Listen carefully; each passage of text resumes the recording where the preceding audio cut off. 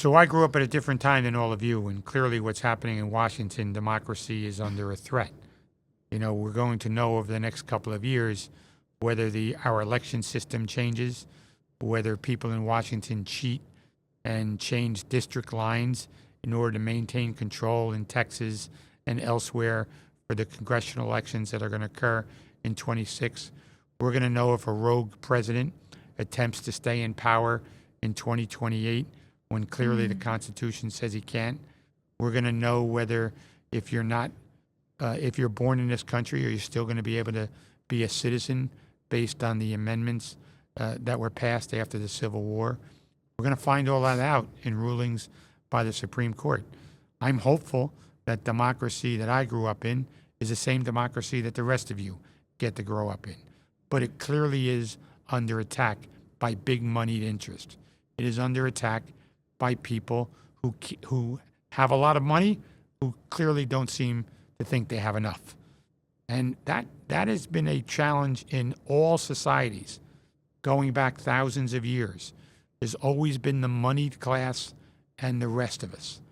And clearly, while I'm not a poor person, I am not in the area of Elon Musk and Donald Trump and people like that. And those folks, it's all about power. And democracy, in a way, there are people trying to change democracy by hiding under Christianity. And that is also a threat as well. When people are using their faith or they're using Christianity as a way to change democracy. He's been the mayor for over 30 years. Today, we ask him what's changed, what stayed the same, and what keeps him going. I'm Alexia, and today we're welcoming Mayor J. Christian Bollwage. Watch out, the clock may tick and your life's over. Choosing to be happy takes weight off your shoulder.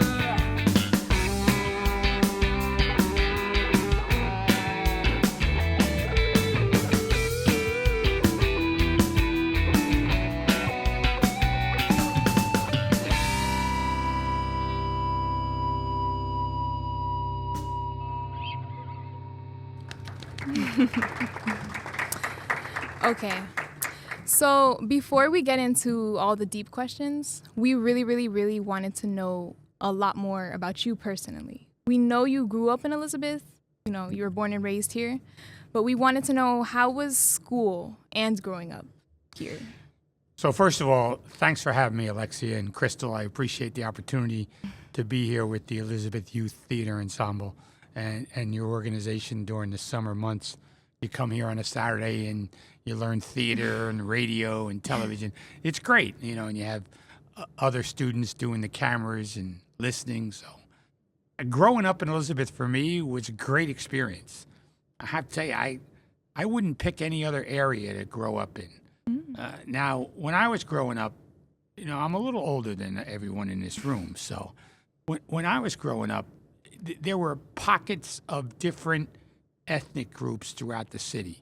You had an African-American section, you had an Italian section, you had the Irish and the Germans in a section, you had the Polish in a section, Hispanic population, Portuguese population was really minimal at that time in the 60s and early 70s when I grew up. And then, so after that, and the immigration has really helped our city grow. Without immigration and the success of the immigrant community, our city would probably be just dormant. And now there's no longer sections. Everyone lives in different neighborhoods of the city, making it a real melting pot. It's probably one of the big differences in the city since I grew up, and I think it's a positive influence. How was it seeing the percentage of Hispanic and Portuguese groups slowly rise in Elizabeth? So you have some people who are bigots and can't stand that process, right? Yeah. And you have others who I think it's absolutely, I'm one of them, who I think it's helped the city grow. I think it's helped the city change in a better way. Look at Elizabeth Avenue and Morris Avenue and the influx of restaurants and small businesses. that was not going to happen without immigration growing the community. Most of those stores probably would be vacant if we didn't have a growth of immigration in this city during the 70s, 80s, and 90s. So it's a strength. I love the section with all the Colombian food. It's the best. Well, if you like Colombian food here, I mean, I tell people that you can come to Elizabeth Yes. and you can dine on any ethnic food around the world. That is very true. That is true. So, again, going back to your childhood, what hobbies did you have growing up? So baseball was my favorite sport growing up, but I was never talented enough to play. No. No. But it was something you enjoyed. I Something still that- enjoy it to this day. I can sit Really? home, watch a baseball game. Our 12U team at the Elmore Little League are playing in the state championship this weekend. Really? I didn't know that. They won the districts and they won the sectionals. 6 years ago they went to the Little League World Series in Williamsport. So baseball to me, and girls softball. I helped start a girls softball league in North Elizabeth back in the early 70s because there was no opportunity for girls to play softball. So I dragged 3 of my friends, and during the summer, we each picked the girls' team, and we had 60 girls, 15 on each team, and we had a league during the summer. And we taught young girls between the ages of 9 and 14 how to play softball. So me and my 3 friends had a lot of fun. And to this day, I run into now women who remember that I was their coach on a Little League softball that's team cool. way That's back so when. cute. And now they're parents and grandparents on their own. Can I ask what your favorite baseball team is? Sure, it's actually the Dodgers. Dodgers. And the reason being is my dad was a Brooklyn Dodger fan. And as I grew up, they moved to Los Angeles, but he stayed true to rooting for them. So to this day, I root for the Dodgers. That's sweet. It's sweet. That is very sweet. And it's cool that you kind of got to see like everything develop from like the baseball teams that you started to all the groups ethnically combining and creating what Elizabeth is today. So we have a strong summer basketball program now. We have soccer leagues all over the place. The PAL football and the Elizabeth Packers are 2 Pee Wee football teams that play. So sports in this city, we got pickleball for the old people. I kid people because I don't know any young people that play. You play pickleball? No. see? No. I think I played pickleball one time like 6 years ago. That was it, right? Yeah. So pickleball is for people like my age, and then they break bones and think they're really strong athletes. But anyway, sports and recreation are something that we work real hard on, and as all of you know, we work with this program. We hire almost 500 young people during the summer months that work in our playgrounds and our senior centers, and it's that was my first job, was working for the city at 16 years of age in a place called Canal Field, playing dodgeball and kickball with 6 and 7-year-old kids. So were kinda you fun. at that time? Were you also being paid by City Hall? I was Like just like us, just like like us. you, just like you. I was being paid to play with 6 and 7-year-old boys and girls kickball and dodgeball and wiffle ball back in the 70s when I first got my first job. That must have been fun. Okay, so I want to go back to how you said like growing up in Elizabeth has been, right? What would you say about this community has shaped you as a person now? So I went to Catholic schools, and that clearly shaped me. I mean, I went to Blessed Sacrament School and then St. Mary's, and then received my college education at Kean University, undergraduate degree in economics and a master's degree in public administration. So clearly the teachers I had, nuns and so forth, clearly shaped some of the things I still do today. That is a reflection of my parents who put me in those schools and supported me.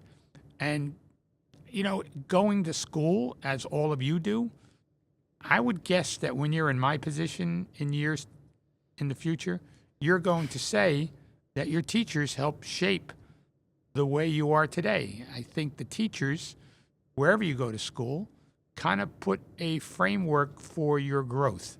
And that was part of my efforts in growing up. Okay. Maybe you don't see it now, but you will later.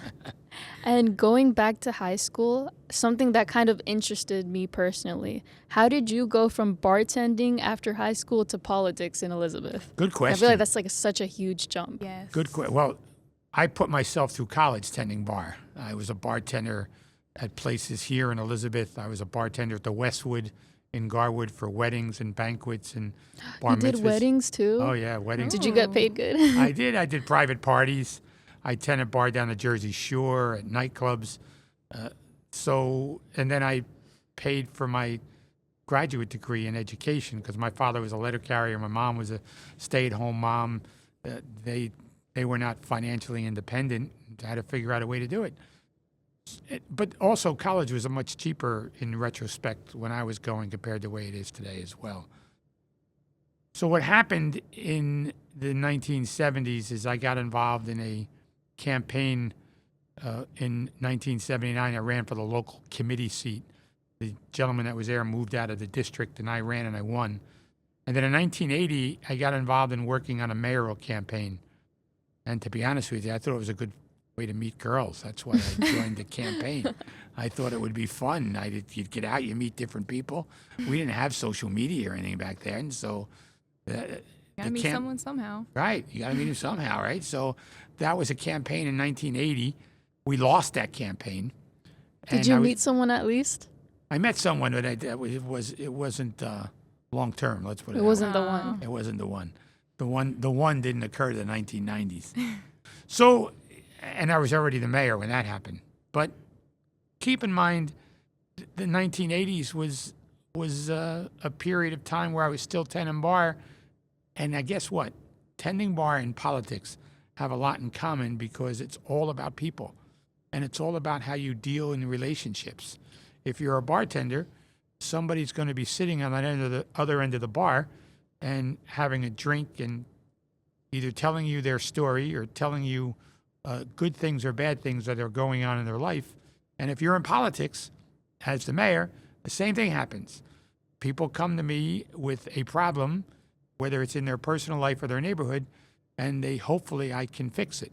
Like over the last 24 hours, and I'm still even in the morning when I woke up, I'm getting calls from people who may not have power based on the storm last night. Some have been fixed, some have not. The ones that have been fixed are very thankful to me. The ones that have not been fixed are still asking when. Even though I don't run the power company, they call the mayor. It's like the face of the people. So that was a segue. Sounds like a lot of responsibility. Mm-hmm. All right. So since we moved into how you got into, wanting to be in the politics in Elizabeth and then becoming mayor, can you describe to us your day-to-day? Like, who do you meet with? What do you do? So every day is different. Like during the winter months, I'll go to schools and visit some schools. Now it's a little slower. July and August would be a little slow time for me. The busy time is clearly after Labor Day into Christmas and January. So a typical morning for me is I wake up, say 6:30 or so. I walk 4.5 miles every morning. And that starts my day. And then I'll have maybe a 9 or 9:30 meeting. Then 10 o'clock or 10:30, there'll be another meeting. There'll be phone calls and emails and things to sign during the course of a day. Usually I'll have lunch with people that I need to meet with, whether it's outside of City Hall or directors that are inside of City Hall or an issue that I need to resolve. Then in the afternoon, I could deal with other meetings, or like today, I'm going to a birthday party after I do this interview for a woman who turns 105. Wow. I was at her 100th birthday party, and now I'm back for the 105th. I'm hopeful I'm at our 110th birthday party, to be honest with you. So it's things like that. And, then I'll watch tonight. I told you that the 12U baseball team is in a state championship. I'll watch some of that on YouTube and see how the kids do. That's probably the typical day. Tomorrow is Sunday, this Sunday happens to be wide open, but some Sundays I have a lot of events to go today. There's a festival occurring in Peterstown, the St. Vito Festival. I'll go by that, say hello, and talk to some people. Days are never slow with me, let's put it that way. Next week I go to Chicago. I'm on a panel for the National Brownfields Conference. I'm also getting a leadership award at a breakfast. Congratulations. Thanks. So that's going to be that week. I leave on a Tuesday, national night out, and then come back on Thursday. You never have a dull moment. No, never. Never. Something always going on in my life. Can I ask, you walk 4 miles in the morning every day? 4.2 every morning. No coffee? 4.2. Yeah, every That morning. is insane. And then at night, sometimes I'll ride a bicycle another 5 or 10 miles. That's discipline. Wow. That's discipline. You know what? Congratulations for that, too. 'cause You I could ladies never. can do that too. And as the mayor, you surely have a lot of stress. Like Alexia said, you never have a dull moment. What are hobbies you do and use to relax? So I love to play golf. Golf. Golf's I can't play baseball or football or anything like that. I'm way too old. Or pickleball, I'll just break a leg or something. Golf, you get to walk, you get to hit a little white ball, see if that ball can get to the hole in 5 or less strokes, and have a lot of fun. That's relax. I'll go to shows in New York, Broadway. My wife and I enjoy doing that. Also, go to baseball games or football games or things like that in the Meadowlands or MetLife. So that's relaxing. Hanging out with my daughter's a lot of fun, but she's now 25 and has a boyfriend, so I don't get to hang out with her as much as I would like. And since we are in a theater ensemble, what Broadway shows have you seen? So Purpose is a really good play. I saw Buena Vista Social Club last week, which is about a Cuban social club as the Cuban Revolution occurs in the late 50s. I've seen Hamilton 3 times, which is absolutely I terrific. love Hamilton Classic. You so like it, much. right? It's a I classic. love Hamilton. It's an absolute classic. I've seen it 3 times. I actually saw it the first week it opened when the tickets were only $130 With the original Wow. cast? with the original cast. Really? Yeah. That's so crazy. And one of the original cast members is from Elizabeth. Wait, which one? I think the one that played Aaron Burr is from Elizabeth. No way, Leslie Odom Jr. is from Elizabeth. No, not him. Then it was the other. Oh. that's a different Oh, guy. okay. No, it wasn't. Is that who played Aaron Burr? Yeah. Then it was not him. It was somebody else. One of the other players. That's really cool, though. Oh, Leslie Odom's played Aaron Burr. That's really cool. He's not from Elizabeth. So what would you say is your favorite, like, that you've seen, like, ever on Broadway? Les Mis was absolutely terrific, which is a story about a revolution that's absolutely in bondage and slavery. That was an absolutely terrific play. The Hamilton is up there. And I have to go recently, see that one. Purpose is really good. I saw Oh Mary, which is a take on Mary Todd Lincoln. So I've seen a lot of them. Point of this, a social club, though, that's running now is pretty fun. Especially if you're Cuban. You would really get it. All right, so moving to your legacy as mayor, what do you really want to be remembered for? Like, what do you want to leave behind as your legacy? That I showed up every day. There's a song in Hamilton, you saw Hamilton? Who lives, who dies, who gets to write your story? I love that song. Right, That's, you know hold that up, that's song? actually beautiful. It's a great song. So when you talk about a legacy, who gets to write your story? Who gets to tell your story? Who gets to say what you did and what your impact was? Is probably important. And if you think of that song in Hamilton being a theater group, there's another song in Hamilton too, is you have to be in the room where it happens. And this, what you're doing here and what all of these folks are doing, watching and listening, you're in the room where it happens. You're going to get to learn and experience a lot of great things. Wow. I got you thinking, huh? Yeah. Oh, all right, Alexia. What advice would you give to someone my age who maybe wanted to be mayor or wanted to go into the field of politics? So don't. It's so Wow. funny because we were going through the questions and someone was like, imagine he says don't do it. Somebody said that. So yeah, don't do it. It's not easy. I mean, it's I've been here for 33 years as the mayor and 10 on the city council before that. So I've been elected Oh, I for didn't know that. 43 straight years. And, it's a lot of individual time and commitment. I enjoy it. I have fun doing it. The competition and running in campaigns is exciting to me. but it's not easy. It's a real commitment to others. And if you're willing to make that sacrifice and commit to others, then politics is a place for you. If you're looking to do politics as a way to make money, or if you're looking to do politics as a way to enhance power, like some people are in Washington today, it's not the right way to do it. You have to have a passion. Yeah, you really Right. do. I mean, we need people with a passion for policy. We need people with a passion for understanding people have troubles and how do you fix that.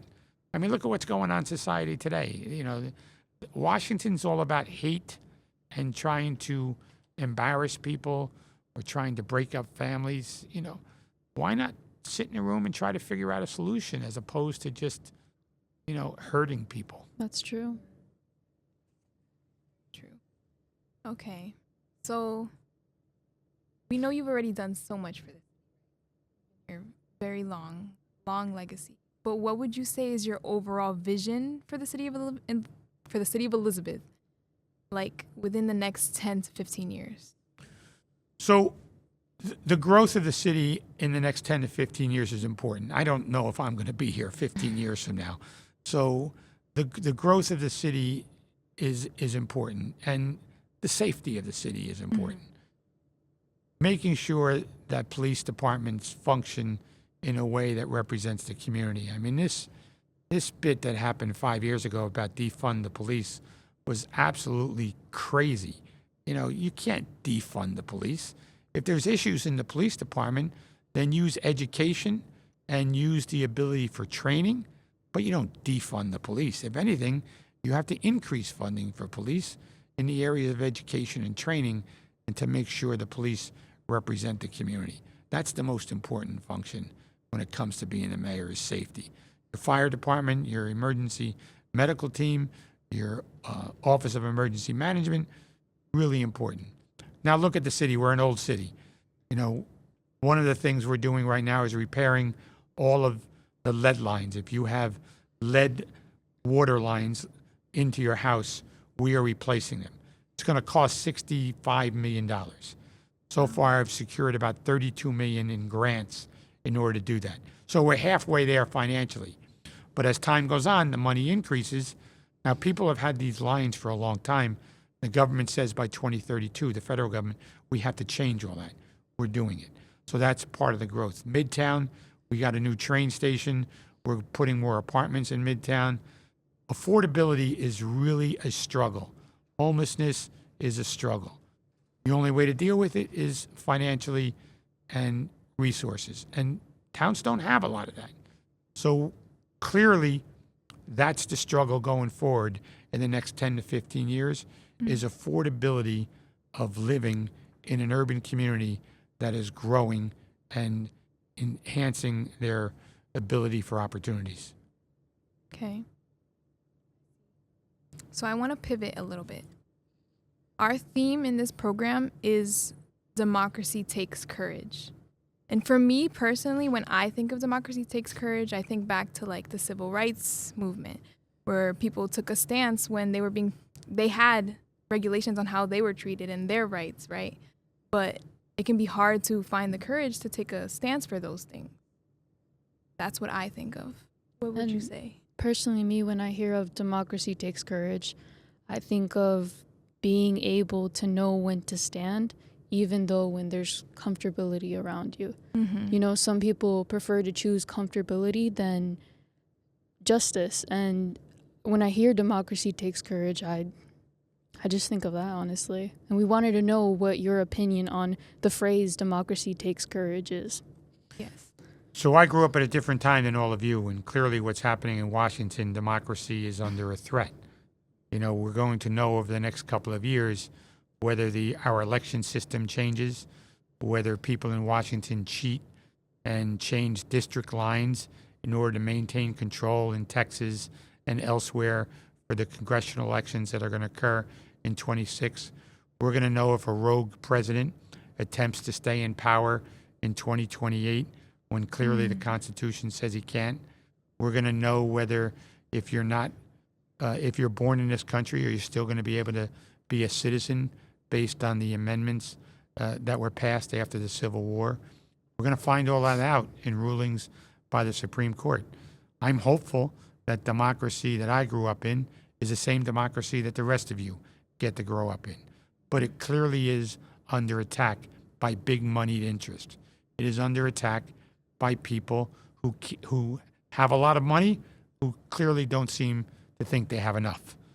And that has been a challenge in all societies going back thousands of years. There's always been the moneyed class and the rest of us. And clearly, while I'm not a poor person, I am not in the area of Elon Musk and Donald Trump and people like that. And those folks, it's all about power. And democracy, in a way, there are people trying to change democracy by hiding under Christianity. And that is also a threat as well. When people are using their faith or they're using Christianity as a way to change democracy. That is completely true. And we have to understand that is really wrong. If people want to celebrate their faith, they should be able to do that, whatever their faith is. But they also shouldn't use the word of God As in an order to excuse. change democracy or as an example to say we're going in the wrong direction as a country and this is the only way to do it. That's not the right way either. That's abuse of that word, Very. abuse of God, when that might not be necessarily what said in, let's say, the Bible, etc. But you can see how people use it, right? Yeah. As a young person, you can see how people use the Bible or they use Christianity as a way to alter our way of life in the government. Which is insane because it's like, I feel like America is all about the diversity and everyone being able to have their own religion and their own freedom. But yet like Christianity will still be pushed onto situations that won't really match with everyone. And that's what's know. going on now in Washington. Yeah. I get what you mean by not everyone can get into politics. You have to have the passion for it and not the wrong intention, right? You also have to understand that you need to have the ability to let things roll off your back. Yes. I'm Can be sure really the hard, two I'm of you, sure. as young people, have been insulted at something in your life, right? As we all have. How do you handle those insults? Do you attack that person? Do you ignore it? Do you let it roll off your back? Do you then say, hey, I'm a better person because I'm not going to get in their face and fight about it and just walk away? How do you handle that? And clearly, Washington and the people who are running the show are all about insults. And they're all about hatred and trying to tell people that it's their way or the highway. It's just wrong. It's sad to think that our country has reached this point that we govern by who we hate as opposed to who we think can make our lives better. And what's something you've learned about courage, not only as the mayor, but as a person of the community? So, courage is watching some undocumented people in our community today still go about normal days in their life and trying to make things better for themselves and their family, trying to go to school and get an education. Courage is about someone who clearly has the ability to walk out of a relationship where domestic violence may be occurring and has the ability to get up and get help. That's courage. Courage to me is someone who can stand up in the face of adversity, say, I'm not going to participate. Courage is the ability to do what all of you are doing during the summer, is coming here on a Saturday to do things that better your education. I can tell you, I didn't do that on a Saturday in the summer. I was looking to hang out with friends or do anything or you sleep till 12 o'clock. I don't do that anymore. But you guys show courage every day by coming here. And courage is not defined in a way, or democracy and courage are not defined in a way that clearly says it has to be this way. Courage is defined in your own mirror sometimes. Everything you say is so beautiful. Can I Yeah. just say that? Like Ah, it's you're so so well nice. said. Very deep. How do Deep. Thought-provoking. Thought-provoking. thought provoking? So how do we ensure democracy is accessible to people who are afraid of speaking up? That speaking up could risk their family safety. So voting is the most important. Mm. I mean, look around this room. There's 50 people here, and there's 30 more downstairs or whatever. How many of you are really going to vote when you're 18? How many of you are going to make it a priority to vote? Mm. I have to tell you, when my daughter turned 18, I told her, you're voting. Hopefully you'll vote for dad, but you're voting. But clearly you're voting. You have to exercise your right to vote. That is the first step in democracy and courage, is voting for the person of your choice. No one should have to be able to tell you or force you who that person is of your choice, but you need to exercise that right. And that is the first step. The second step is showing up and going places and doing things and getting involved. You know, I recommend to people to get involved in a campaign. You know, walk the streets, talk to people, make phone calls in a campaign, get involved in a poll, something. You know, when you pick up social media, what's the first thing you look at? Do you look at a poll or do you look at a political thing? No, right? Probably look at the CEO at the Coldplay Oh concert. my goodness. Oh, Yeah. And you wonder, how stupid can that guy be, right? yeah. Come to think of it, my daughter is at the Coldplay concert in Miami Really? tomorrow night. Was it the same one where the CEO was at? No, she's there tomorrow night. Oh. Tomorrow night. in Well, good Miami. luck to her. Yeah, all of a sudden Coldplay is huge. Yeah, it's it. That CEO has helped Coldplay sell more tickets. But really, that's, you know, you got to do things to stand up. Yeah. Okay. Well, thank you for being here, talking to us today. I will say, like she said earlier, everything you're saying is so thought-provoking, like making me think deeper. You know, I wanted to ask a wrap-up question. So, how can our listeners get more involved with the city overall regarding our theme, Democracy Takes Courage? What do you think? So that's probably a challenge for everybody because no matter if different age groups and getting involved in Democracy Takes Courage, you got to do something you like. I mean, obviously, you two and the rest of the people here like theater, or at least you like hanging out with each other. You know, so you got to do something you like. And clearly, if it's an issue and you don't like it, then you're not going to get forced into doing it. And that's probably the worst thing. Encouraging people to do things they like is probably the biggest challenge in democracy. There's a whole different areas, whether it be education, whether it be reading, whether it be starting your own podcast, whether it be a social media, whether it be an influencer, however it is, get involved and do something. And do it in a group. Try to do it with partners. It's probably a little more fun. And don't ever be afraid to speak truth to power. Don't ever be afraid to say what's on your mind. We may disagree. We may not have the same thought process, but I'm willing to listen. That's me. Not everybody is like that, but I challenge you to talk to your friends someday and see who listens and who interrupts and tries to finish your sentence. We all have the friend who doesn't let you finish your sentence.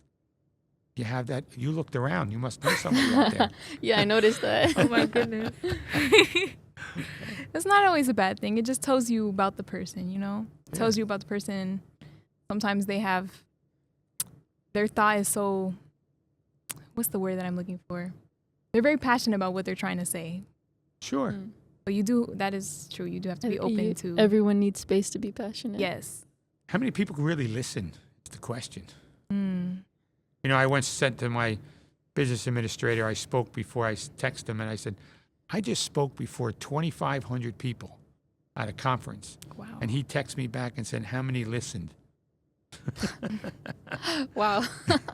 I mean, Makes you humble, doesn't it? yeah, it does. I mean, I believe it was last year for EYTE, we had a whole course where it was Professor K and Theo, and they would sit all of these kids down and we genuinely just be taught how to speak, you know? We'd be taught how to address a problem. We'd be taught how to sit there and listen to a random kid that you don't know for 3 minutes straight.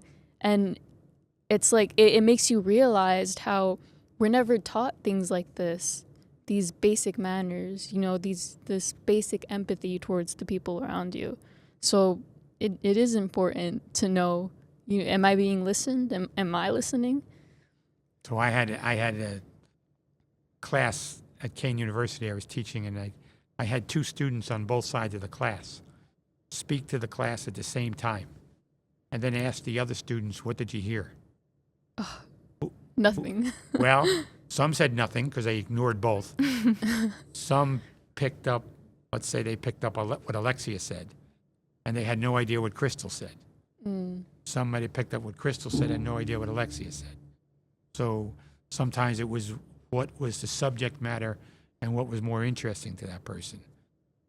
But you're absolutely right. I kind of like that exercise that you just described, Crystal. It was a very interesting exercise. Sure. It's like, who listens, you know? Goes back to that song in Hamilton. Who gets to write your story? Thank you so much for speaking to us. I really appreciate you having me. I love everything that you said. I love the way you reflected our questions. And I hope to see more of you soon. You're both going to be seniors? I graduated. You graduated. I right? I also graduated. already graduated. You also graduated. I'm at Kane, actually. Oh, I Yeah. teach there. I teach a Yeah. course Maybe on I'll public see you. administration. Yeah, I'm in nursing school now. Oh, really? Good. We need nurses. Yeah, we do. Thank But you for yeah, having me. thank you so Thank much you for so being here. We much. appreciate everything. And yeah, Thank Thank you, you. Alexia. Thank you, Krista. thank you. Thank you.